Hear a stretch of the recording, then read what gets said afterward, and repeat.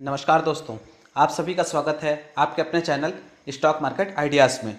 दोस्तों, आज हम एक ऐसी कंपनी के बारे में बात करने जा रहे हैं जिसके Q4 के रिजल्ट्स जो जनवरी से मार्च क्वार्टर तक का रहता है वो आज अनाउंस किए गए हैं। दोस्तों, तो फिर हम लोग वीडियो स्टार्ट कर लेते हैं और उस कंपनी के Q4 के रिजल्ट को एनालाइज कर लेते हैं कि क्या कंपनी के रिजल्ट्स कैसे रहे, कंपनी ने कैसा परफॉर्म किया, कंपनी ने डिविडेंड दिया कि नहीं दिया। दोस्तों, वीडियो शुरू करने से पहले आप लोगों से निवेदन है कि वीडियो को लाइक करें, चैनल को सब्सक्राइब करें और बेल आइकन को भी प्रेस कर दें ताकि इस तरह का कोई भी वीडियो आए तो सबसे पहले आप तक पहुंच जाए। दोस्तों, हम जिस कंपनी के बारे में बात करने जा रहे हैं उसका नाम है rights railway infrastructure technology engineering and services. ये दोस्तों एक रेलवे के लिए काम करने वाली कंपनी है, रेलवे के लिए कंसल्टेंसी वर्क करती है। दोस्तों, जैसे इसके नाम में है राइट्स लिमिटेड। चलिए दोस्तों, इसके रिजल्ट देख लेते हैं, कुछ ओवरव्यू है उसको देख लेते हैं, फिर हम उस पीडीएफ को जो इसने स्टॉक एक्सचेंजेस को फाइल किया उसको हम खोल कर देखेंगे कि कंपनी ने अपना कैसा परफॉर्म किया है। दोस्तों, आज हम जाए नीचे न्यूज़ में तो ये बिजनेस स्टैंडर्ड में देखिए, RITES Q4 profit down 4% at 143.94 crore, revenue falls to 614.24 crore. दोस्तों देखो, रेवेन्यू प्रॉफिट डाउन बाई 4%। दोस्तों, यहाँ तो बड़ी बड़ी कंपनियों के प्रॉफिट 10% 15% डाउन हो रहा है। ये तो एक पीएसयू कंपनी है और बहुत से पीएसयू कंपनी के प्रॉफिट किसी का 20% किसी का 25% फॉल हो रहा है। उसके हिसाब से देखा जाए दोस्तों तो ये बोलेंगे ये फ्लैट, इसको फॉल नहीं बोलेंगे दोस्तों, एक फ्लैट टाइप का परफॉर्मेंस है। दोस्तों, चलिए हम इसके सीधा जो इन्होंने एक्सचेंजेस को फाइल किया उस पीडीएफ में चलते हैं और उसके बाद वहाँ से कंपनी के परफॉर्मेंस को एनालाइज करते हैं। ये दोस्तों मैंने डाउनलोड करके रखा हुआ है राइट्स Q4 रिजल्ट जो इन्होंने एक्सचेंजेस को फाइल किया हुआ है। ये हम आ गए हैं दोस्तों, ये है राइट्स लिमिटेड। ये आज का दिन है 30 जून 2020 और इन्होंने ये सबमिट किया है outcome of board meeting under regulation 30 of SEBI. सबसे पहले तो दोस्तों एक गुड न्यूज़, पहले चीज़ तो इन्होंने 6 रुपीज़ पर शेयर का डिविडेंड अपने शेयर होल्डर्स को दिया है, जो कि दोस्तों ये इस शेयर प्राइस का लगभग 3% होता है। दोस्तों, ये एक हाई डिविडेंड पेइंग कंपनी है। ये लगभग इसका जो डिविडेंड यील्ड है वो 5% है। दोस्तों, जब हम इसका आगे देखेंगे वैल्यूएशन वगैरह तो उसमें दिखाऊंगा मैं कि वो इनका जो डिविडेंड यील्ड है 5%। सबसे पहले दोस्तों अब आ जाते हैं हम इनके Q4 के रिजल्ट्स में। इन्होंने बहुत सारा चीज़ यहाँ पे एक्सचेंजेस को और बताया हुआ है, उस पर हम ध्यान नहीं देंगे दोस्तों। सबसे पहले दोस्तों इनके Q4 के रिजल्ट देखिए दोस्तों। रेवेन्यू फ्रॉम ऑपरेशंस, ये होता है दोस्तों ये rights limited revenue from operation. देखिए, ये है 31/3/2020 जो Q4 था उसका रिजल्ट है। ये उसके पहले जो Q3 है 31/12/2019 उसका उन्होंने कितना रेवेन्यू जनरेट किया था। उसके पहले ये पिछले साल का जो FY19 में इसी Q4 का रेवेन्यू दिखा रहा है। दोस्तों देखिए, सबसे पहले इस साल का रेवेन्यू 614 लाख, उसके 614 करोड़। उसके बाद पिछले साल इसी क्वार्टर में रेवेन्यू था, पिछले साल Q3 में रेवेन्यू था 663.46 करोड़ और जबकि पिछले साल इसी क्वार्टर में रेवेन्यू था 789.19 करोड़। दोस्तों देखा जाए तो रेवेन्यू में थोड़ा सा गिरावट है, थोड़ा सा नहीं काफ़ी गिरावट है। रेवेन्यू में बोला जाए तो 20% का गिरावट है। दोस्तों आगे चल के हम देखते हैं कि इसके एक्सपेंसेस कैसे रहे, देन प्रॉफिटेबिलिटी कैसा रहा है, उससे हम लोग का इसका परफॉर्मेंस पता चलेगा।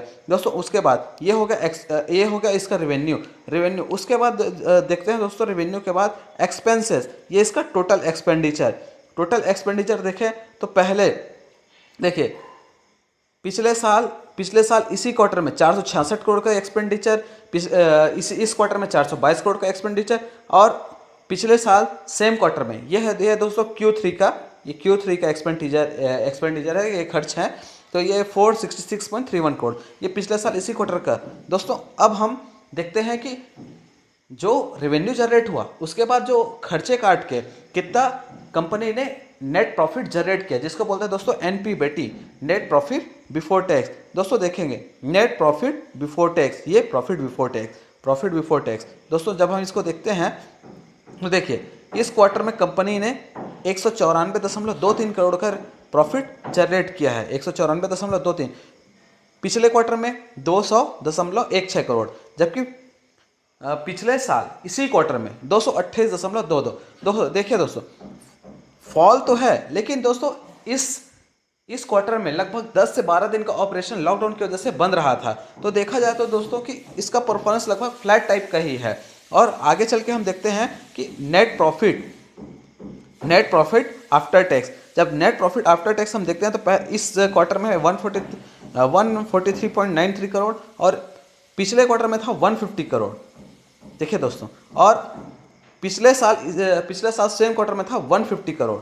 देखिए, तो जब हम देखते हैं तो लगभग फ्लैट सा इसका परफॉर्मेंस रहा है, जबकि इसके प्राइस में काफ़ी गिरावट आ गई है। पिछले साल इसी टाइम पे ये लगभग 325 रुपये पे ट्रेड कर रहा था, और ये इसके प्राइस में तो जो थोड़ी बहुत गिरावट है उसको तो प्राइस ने फैक्टर इन कर ही लिया है, और ये आगे चल के कंपनी बहुत अच्छा परफॉर्म कर सकती है। और हम लोग ईपीएस देखते हैं तो जिस हिसाब से प्रॉफिटेबिलिटी रहता है उसी के प्रोपोर्शन में ईपीएस भी रहता है दोस्तों। ये बेसिक ईपीएस और डाइल्यूटेड। तो इसका देखिए बेसिक ईपीएस भी 5.56 पर शेयर रुपीज़ पर शेयर, 5.86 रुपीज़ पर शेयर, और ये 5.81 रुपीज़ पर शेयर। ये है दोस्तों Q4 का परफॉर्मेंस। हम अब FY19 को FY20 से कंपेयर करते हैं। जब हम FY19 को FY20 से कंपेयर करते हैं तो देखते हैं कि देखिए पिछले साल कंपनी का प्रॉफिट था 489.77 करोड़ रुपए पूरे FY19 में, और इस बार FY20 में 633.26 करोड़। देखिए दोस्तों, साल भर में इसने परफॉर्मेंस को अपना बहुत इंप्रूव किया है। लगभग 500 करोड़ से ये 625 करोड़ के आसपास, बोला जाए तो इसने 25% अपने प्रॉफिट में जंप किया है दोस्तों। तो दोस्तों इस हिसाब से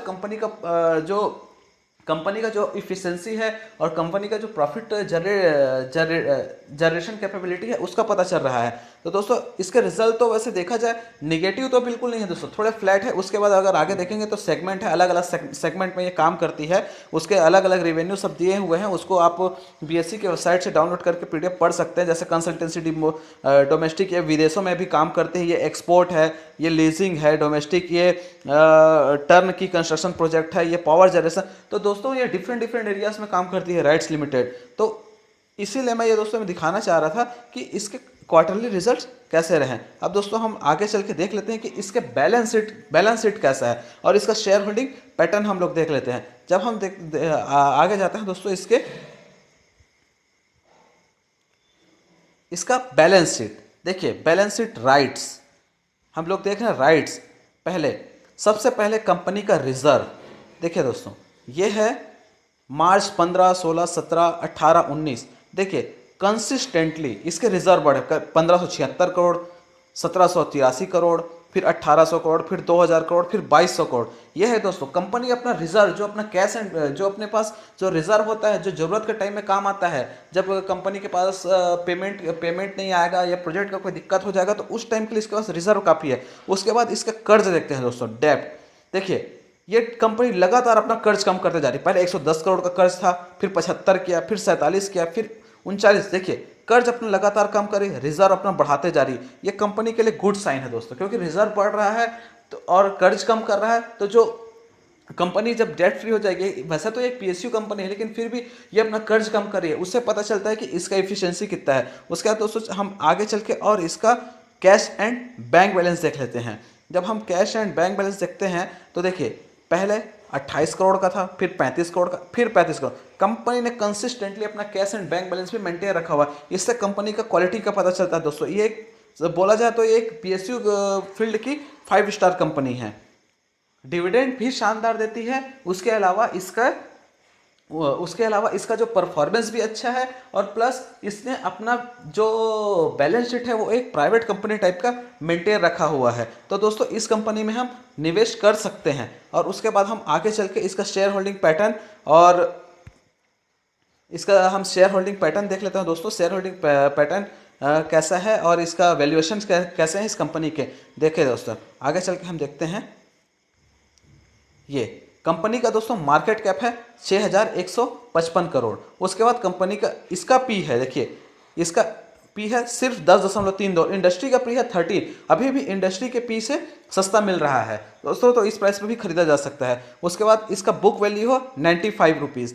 95 rupees book value means approximately 2 times of अपने बुक 2.58 टाइम्स अपने बुक वैल्यू ट्रेड कर रहा है। उसका देखिए डिविडेंड 5% दोस्तों।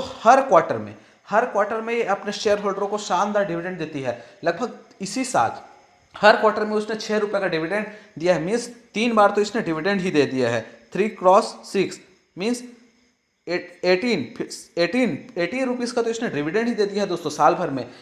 देखा जाए तो इसका शेयर प्राइस है 250 रुपीज़ और 80 रुपीज़ का डिविडेंड मीन्स ये हो जाता है करीब करीब 6 से 7%। तो 6 से 7% उत्तर दोस्तों हमको एफडी में मिलता है और इतनी शानदार कंपनी है। अब दोस्तों आगे चल के इसके हम शेयर होल्डिंग पैटर्न देख लेते हैं कि शेयर होल्डिंग पैटर्न कैसा था। देखिए दोस्तों, प्रोमोटर्स मतलब गवर्नमेंट का कंपनी। देखिए पहले 77 था, अब 72 हो गया। प्रोमोटर्स ने अपना शेयर होल्डिंग पैटर्न शेयर्स घटाया है, लेकिन वही दोस्तों सेबी के नॉर्म्स रहते हैं 75:25 आफ्टर लिस्टिंग रखना रहता है। उसी के कारण इन्होंने अपना शेयर ओएफएस को बेचा था मार्च में, तभी इनके शेयर प्राइस में गिरावट भी आई थी। 300 से गिर के शेयर करीब करीब 270-260 में पहुंच गया था।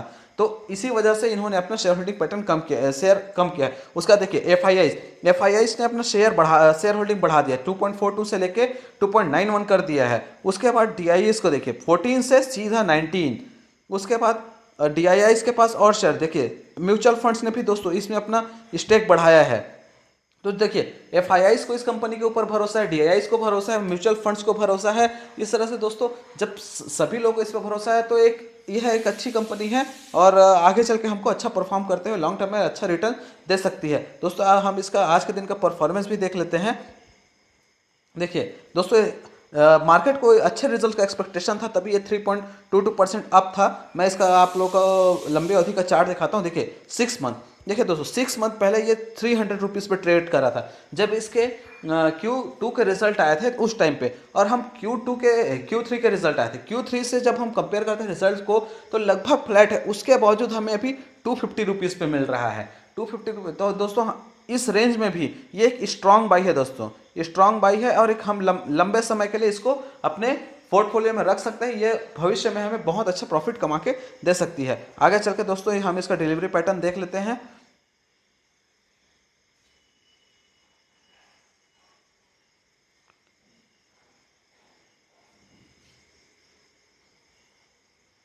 आगे चल के दोस्तों हम इसका डिलीवरी पैटर्न देख लेते हैं। उसके लिए हम एनएससी के वेबसाइट में चलते हैं, वहाँ से हम देख लेते हैं कि इसका शेयर होल्डिंग पैटर्न कैसा है और कंपनी का डिविडेंड कैसे देती है, वो सब हम ही देख लेते हैं।